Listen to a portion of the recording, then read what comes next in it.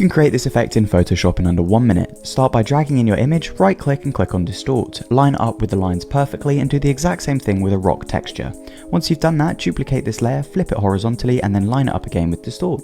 Now you can go to adjustments and add an exposure layer, and from here you can clip it to the rock and drag the exposure down, and using the brush tool you can paint on some nice shadows.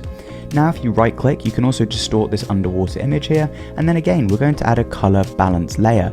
This color balance layer allows us to match the color of the water from the top to the bottom as well. Now I'm going to invert this mask with Ctrl I, and using the brush tool we're going to paint on the areas that need to be affected. Cool, now we can add an exposure layer and drag this exposure down, and using the brush tool again on an inverted mask I'm going to paint on the rocks to add a bit of depth. Now I'm going to do the exact same thing with this image here. Using the brush tool again we're going to paint on a color lookup layer, and now if we create a layer mask on the rock texture, click on our layer mask here, and using the brush tool we can add on some rocks so it connects up to the land on top of the surface. Now the rest is entirely cosmetic and it's up to you. You can add in these 3D images and just take any landscape and plop it into your photo. So here's the before and after. Type in world in the comments and I'll send you this template for free.